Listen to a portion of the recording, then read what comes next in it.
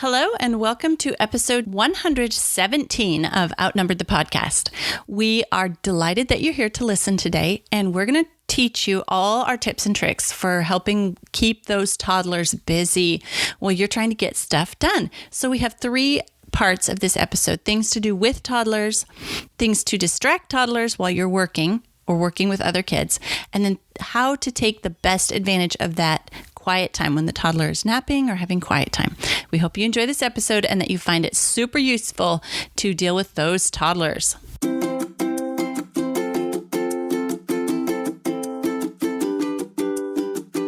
Hello and welcome to Outnumbered the Podcast. I'm Audrey. And I'm Bonnie. We are experienced moms to a combined total of 19 children.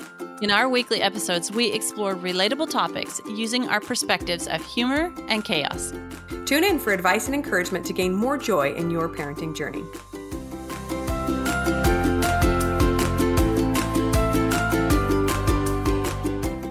Hello and welcome back to the podcast. We are really excited for today's episode because we had a listener make a request, and this is something that Bonnie and I have. It's for a problem that both Bonnie and I have dealt with and solved for the most part. So the question was, how do you keep clingy toddlers busy while you're trying to homeschool or work with your older kids? And oh my goodness, we are so glad to be answering this question today.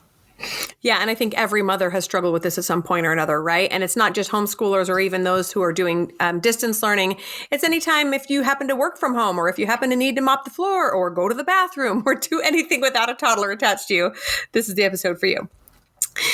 So to start off, we wanted to just give you guys a couple of updates for the podcast. We have a weekly email that is starting to go out, and we're super excited about it because we want to make sure that nobody ever misses an episode and that you get a little notification in your inbox letting you know when we have a new episode. And you can see at a glance if it's something that sounds really interesting to you. You can go ahead and listen or bookmark it for later. So be sure to sign up for that. There is a link in all the show notes of any episode you're listening to click and sign up for that weekly email.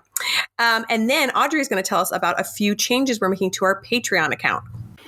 You guys, first of all, we have to tell you, our Patreon patrons are our best friends in the whole world, because every week we offer free content to anybody in the whole world who wants to listen. And our Patreon followers are the people who reach out back to us and say thank you and help support the podcast every week. And so Bonnie and I have been brainstorming some ways how we can give back more to our Patreon followers. So Patreon followers get an extra episode every month, and it's a fun chat. But Bonnie and I wanted to give back more than just us chatting, although that's pretty fun.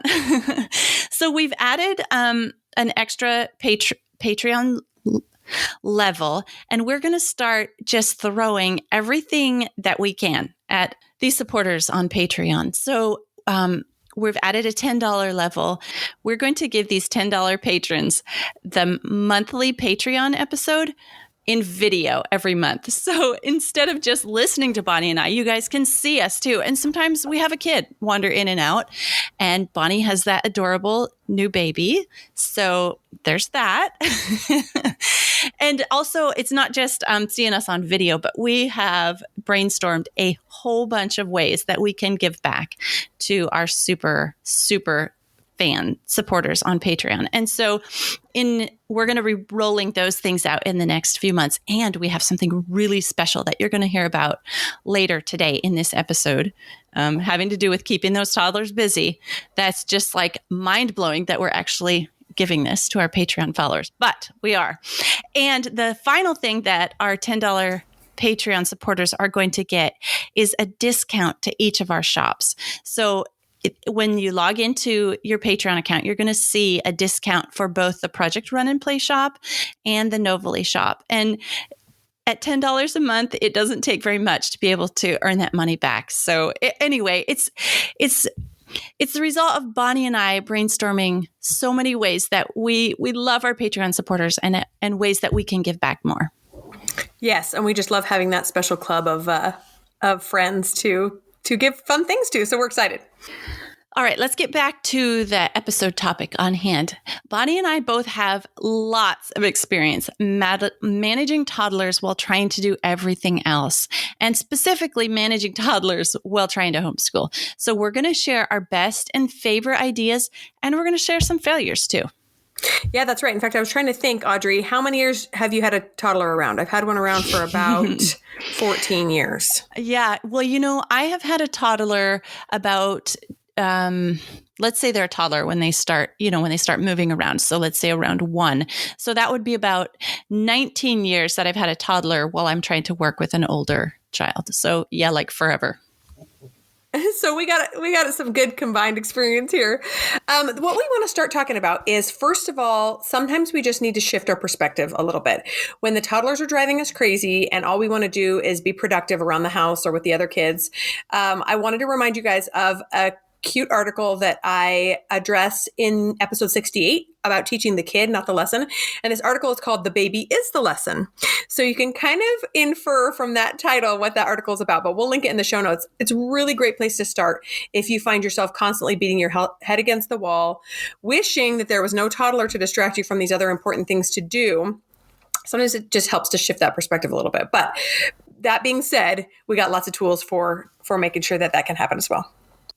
Yes. So we're going to split this episode into 3 parts.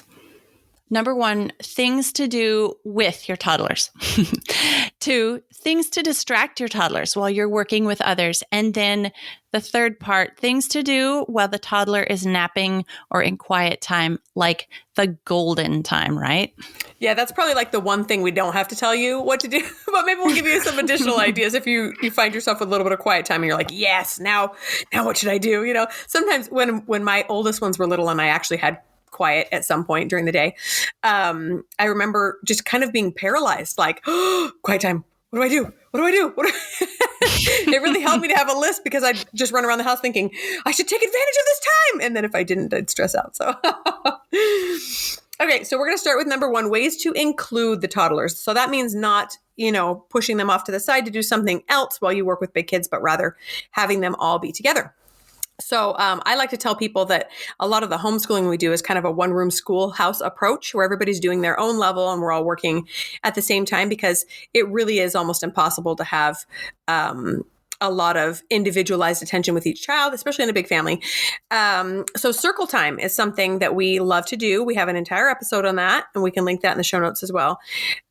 Reading aloud with our kids. So this is something that I always default to when I have a new baby or I'm in like the 3rd trimester and exhausted, is just reading aloud.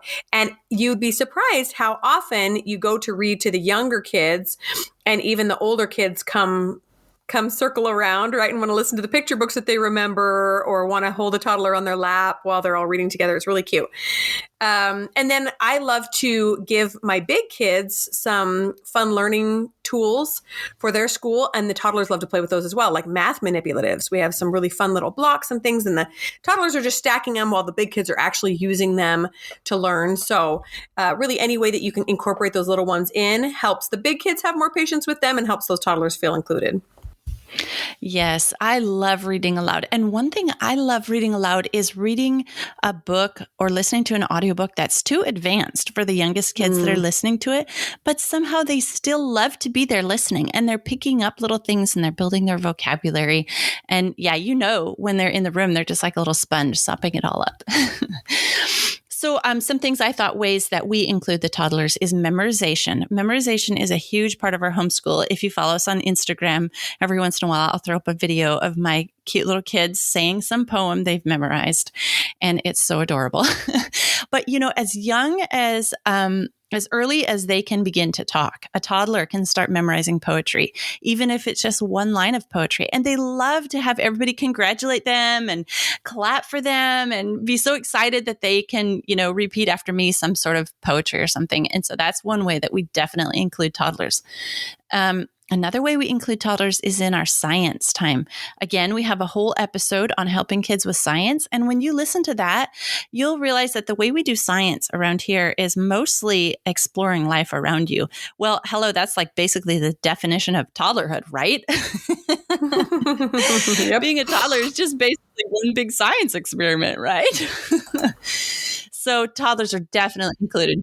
How far will this toothpaste tube squeeze all over the floor? It's just so much fun experimentation when you're 2 and 3. I know. My husband has the best way of explaining it when the toddlers running around and making everything a mess while we're trying to do things. He'll say, "Oh, the toddler is just so curious today. You have to be careful and keep an extra eye on them."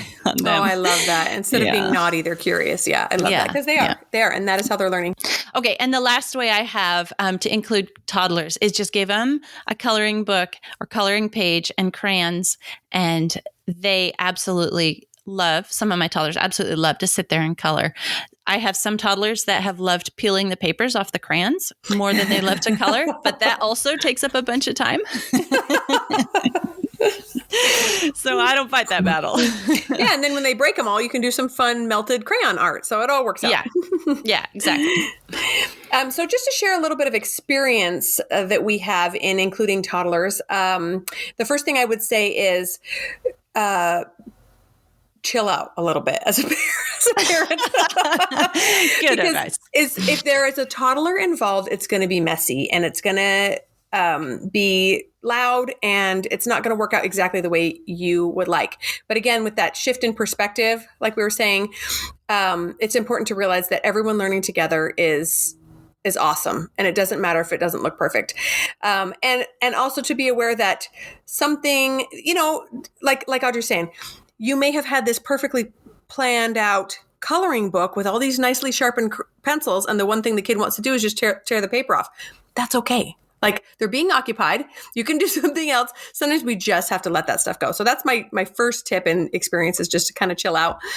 And secondly would be if you do have bigger kids home, like a homeschooling scenario or it's summertime and you're just trying to get something done, don't be afraid to leave an older child in charge of that toddler and say, hey, it's your responsibility to make sure that they are, sitting here with us, being involved, but also that they're not doing something way too curious, for example. You know what I mean? If they happen to wander off, bring them back in. That can kind of help you stay focused on whatever task you're trying to do. And then it gives an older child a little sense of responsibility that, I need to make sure that he stays here and that he's not getting into trouble or getting into danger. And I found that works really good. As long as I'm not overly relying on the big kid, I'm still allowing them time to do their own work, obviously. But it's been a really neat experience to see that happen. Yes, we use that tip so much too. Even a child as old as 6 can play with a toddler for a while. And that's, that can be their time. So one thing that we have resorted to doing in our morning, we have our homeschool kind of intensive hours from 9 to noon. And so during that time, usually 9 to 10-ish is our circle time where we do everything together that everybody has to do together. Well, after that, you have 10 to 11 and 11 to 12. So I happen to have 2 older kids that are able to each take an hour with the toddler. And so they know that, from 10 to 11 or 11 to 12, that's their hour to take care of the baby. And they save schoolwork that they can do while keeping one eye on the baby. So read their literature or practice their handwriting or Spanish or, something they can do, they know, to categorize their day and their activities so that they know that is their hour to have the baby.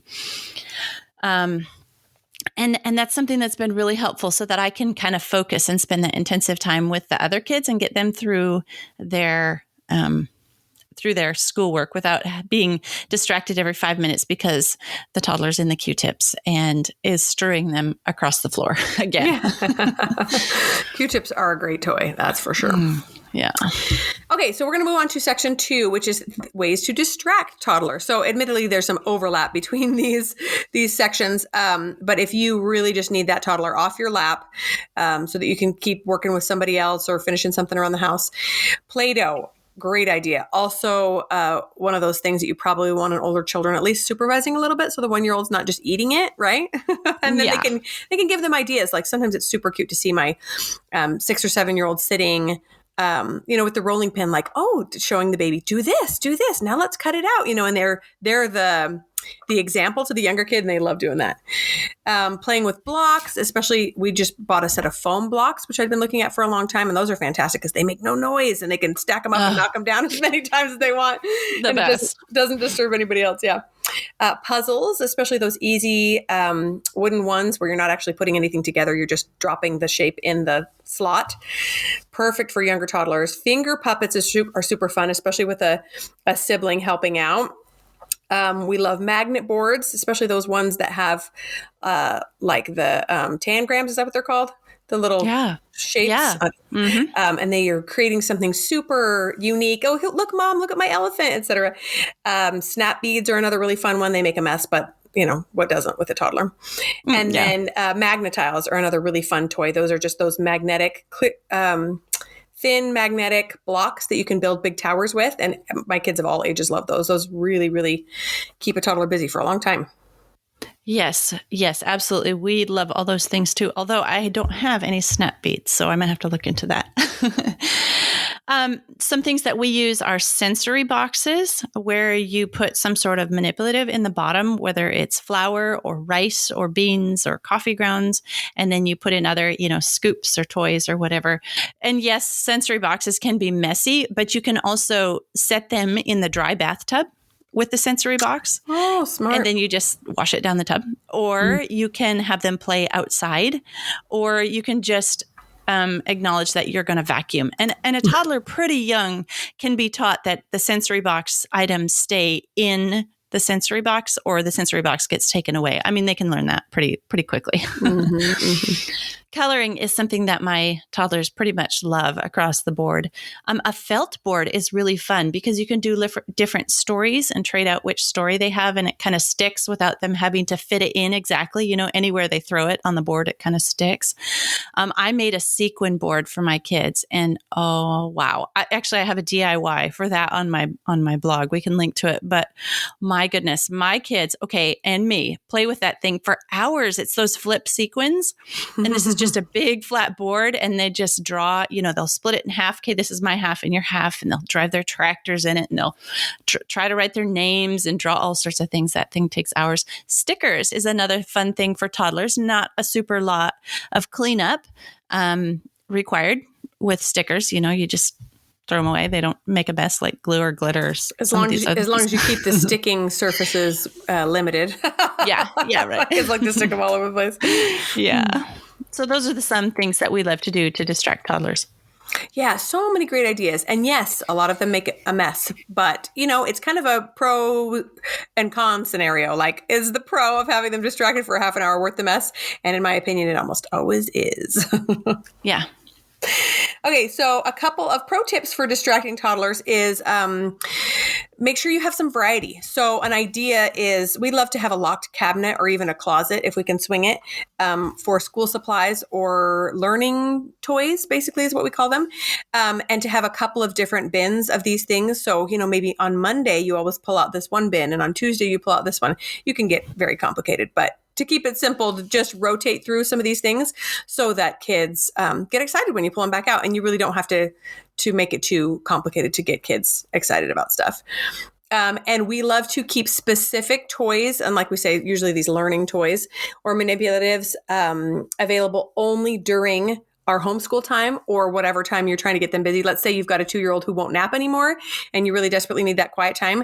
Then maybe the Magnetiles is what comes out between 1 and 2 in their bedroom, and they get to play with them just during that time, and they don't get to play with them any other time. So they start to look forward to it, and so do you. Yes, that is probably my biggest tip on anything you do with toddlers is if I give them blocks, they get blocks like once or twice a week. And then they don't see those blocks again for a month or 6 weeks because I have 6 different sets of blocks that I rotate through. And then they never get tired of it. And they're always excited. Oh, hey, we get bristle blocks this week again. Wow, we haven't seen those for 2 months or whatever it is. And I do exactly the same thing, rotate through them. All right. So you guys, I am so excited to share this next part because this is one way that we're giving back to our Patreon followers. Okay. So when I had 5 kids, 2 of them were toddlers and needed activities to be kept busy while I was homeschooling my older 3 kids. And the way I described it was that the older kids and I would homeschool for 3 hours in the morning while the youngest 2 played Tornado. And then after lunch, the oldest three and I would spend a couple hours cleaning up the tornado. And then we would, go about the rest of our day. Well, I kind of got desperate with the daily tornado situation, and I developed an entire activity-based curriculum to do with these two toddlers. And I put so much thought and effort into this curriculum that I have used that curriculum with my 4th, 5th, 6th, 7th, 8th, and I will be using it again with my 9th. In fact, he's starting on some of the most easy of the activities. And I've never gotten tired of it. And it's just jam-packed with things to do. It's an alphabet-based curriculum. So for every week, you take a letter of the alphabet, and every activity or every art and craft or everything you do that week is based around that letter of the alphabet. And it's just jam-packed full. It's actually, there's too much to get through in one week. So it's more like a smorgasbord where you pick and choose what you want to do that week. So you guys, we're giving this away to our Patreon followers, and it's really good. I actually gave it to Bonnie years ago, didn't I, Bonnie? Yeah, it is really awesome. Mm-hmm. Yeah. So I'm going to talk you guys through the letter B week, so you can see just an example of what is all in this curriculum. My goal with this curriculum was to have everything ready to go and in one place where it could be used just like plug and go. It could just be used right away, and it wouldn't have to take that much extra time to gather materials and be all ready for these toddlers. So I have a complete plan for letter B week. So the sensory tub is a bird sensory tub, and it's got the list right there of everything you need and how to put it together. There's a recipe for letter B blue Play-Doh. There is a little poem that they can memorize that week. It's called Blanket Hog. There are notebooking or coloring pages for a bicycle that week, for the bleeding heart flower. And then there's a little geography activity for the country Brazil, where they color in the country Brazil on a world map, and they draw a flag. And that is all of my toddlers have just loved that part, the flag drawing, because basically it's a square that they color different colors and they're trying to match something. Then there's a vocabulary word that you can read them for the week. There's suggestions for calendar time. There is 2 arts and crafts that are super easy, and all the materials are right there that can be printed off. One of them is a little bear that you make from a paper bag, and the other one is a ballerina that you get put together, and it's like a little marionette. Cute. There's a sensory activity for the week, and then we talk about, there's a recipe for making homemade bubbles, big bubbles. There's suggested activities like a balance beam and balls and bicycles. There's a little math and science activity. The math activity is super fun. You take beans, either jelly beans or dried beans, and they do a little counting activity where they count them and they put them on a little bar graph. Let me see what else is in that week.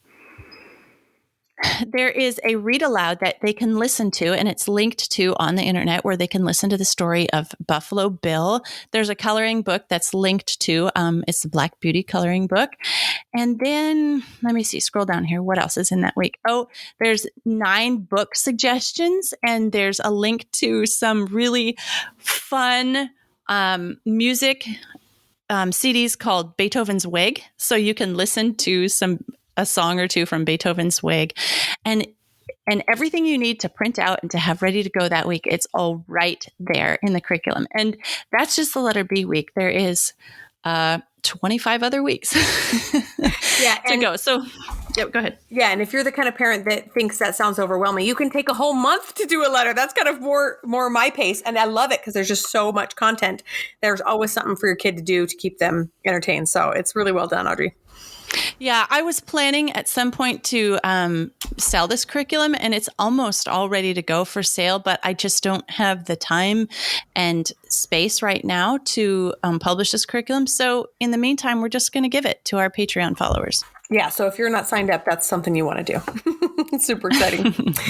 Okay. So on to our third portion of keeping toddlers busy, and that's things to do while they're napping or having quiet time. So like I mentioned earlier, this is probably not something that's going to require as much thought because most of us have a list a mile long of if this kid would just get off my leg, I would do this or that. But basically it's anything that requires your or another child's full attention.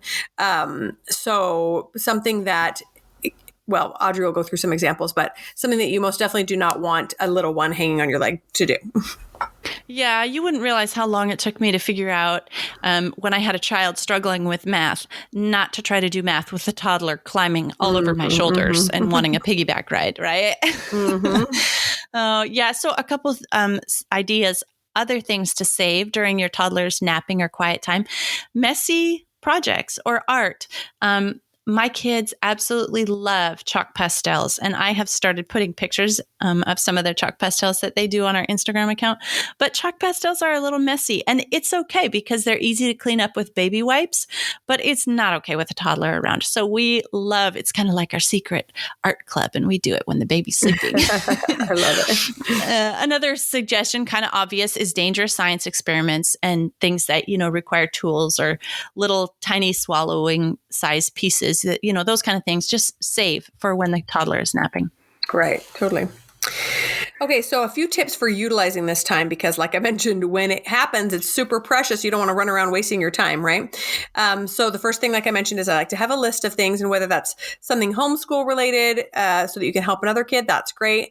Also totally okay to be something selfish that's just for you. Like maybe that's the time that you read the book you've been looking forward to. Maybe that's the time that you catch up on some work or whatever else. But one of my favorite tips is to put your phone away. So if you are giving another child your undivided attention, obviously that's why that's important. But even when it's something for you, I found myself sitting down for 45 minutes of quiet time and then wasting it all on my phone. And it makes me so mad. I'm like, no, that time was precious. I could have scrolled through my phone with my toddler on my hip. So put that phone away. Make sure your attention is totally undivided for that time so that you, use it to the best of your ability. And then, like Audrey was saying, make it special for those kids that are still awake. Hey, guess what? It's almost time to put so-and-so down for a nap. That means we get to do our chalk pastels. That means we get to do painting. That means we get to make a snack. And I'm going to let you try using some knife skills or whatever else, something else that you have to be, totally present for, but it makes it really exciting for the other kids to have you totally to themselves. Yes, I love those tips. Okay, some more things for utilizing this nap or this quiet time. Reward your toddler for staying in their bedroom. And, I don't mean like, I'll give you candy if you stay in your bedroom. But I like to look at it like this. So if my toddler stays in their bed or takes a nice long nap, how I reward them is give them my full attention when they wake up, and hugs and snuggles and, oh, I'm so glad to see you. Like that's a reward for a toddler because that's what they really want is attention, right? That's why they're being such brats and climbing all over us when we're trying to work. And then just accept that there's going to be some days where your toddler's not going to nap, or their nap is going to be shorter than usual. And just, don't let it ruin your whole day, but just save your energy, save your time, your mental stuff for the next day. And you can put it off. Your kid isn't going to get behind by an hour because your toddler's nap was cut an hour short. It's okay. And then explain to your older kids how to keep this time special. Like, hey guys, I will couch it in terms like this. Okay, guys, I'm going to put so-and-so down for their nap. By the time I get back down here, it usually takes me about 20 minutes to get them to sleep. By the time I get back down here, I'd like you guys to have this room clean and all the art supplies out on the table. And I'll sneak back down here and we'll have a whole hour to do art if you guys have this time, if you guys have this room clean. But if I have to come down here and spend 10 minutes cleaning, that's 10 minutes less that we get to do art. So just kind of, like I said before, make it your special non-nap club time. Yeah. And make them super excited for getting things ready, right? My kids always need some sort of motivation to clean up, that's for sure. Yeah. One final thought for me is that obviously it's easy to feel justified in distracting a toddler or making use of nap time when it's to help another child, but there's absolutely nothing wrong with making use for that time for yourself. So I'm a big proponent of that, of making sure that you have time for yourself. And if you do have a crazy day and your toddler doesn't give you the nap or the quiet time that you are searching for, make sure you get some of that time later on in the day. I know there are some moms who do a much better job than I do of being with their children all day, every day, 100% of the time, but it has always been a struggle for me. And when I make time for myself, even if it has to be a little bit later in the evening, I just communicate that to my husband. Hey, we didn't get a nap time today and I am dying and I need a little break. I'm going on a walk, or I'm going to go lock myself in my room for a little bit. And that's kind of a deal that we've had because I know what my limits are and what my sanity, what measures need to be taken to preserve my sanity. And my husband is a good helper, but don't be afraid to take that time for you. Oh, I love that. Yeah, absolutely. I have, tagged my husband on the way out the door as he comes in. Tag, you're it, babe. I really, really need just 20 minutes, please. Yeah, without hearing the word mom. Yeah. Yeah. So my final thoughts are similar. You guys just hang in there. Keep in mind that this stage is temporary. Your toddlers won't be toddlers forever. Unless you're like Bonnie and I and you keep having toddlers for like, then you have 20 no one years. To blame but yourself. But it gets easier, doesn't it? Like we were talking about those older kids who help out so much. Totally. Yeah. Yeah. So, all right, just keep in mind it's temporary and every day's a new day, and give yourself grace and give your toddlers grace and give them an extra squish. They're just wanting attention, the little buggers. Anyway, just want to remind you again about that super smart curriculum that we're giving to our Patreon followers. You guys, it's almost too good to be true. So click the link in our show notes to find that one. Thanks for listening, friends. Click the link in the show notes to subscribe to our email and never miss another episode. Show us some love by leaving a review on iTunes or sharing the podcast with a friend. Thanks for all your support. We'll talk to you next week. Okay, give me a second here. I smell something burning and I've got to text my... Oh, shoot. Can you please check the pot on the stove and make sure that it's not burning? Definitely going to be distracted if the burning smell doesn't stop. Right? Oh, excuse me. I need to go put my house out of fire. Put a fire out. Oh.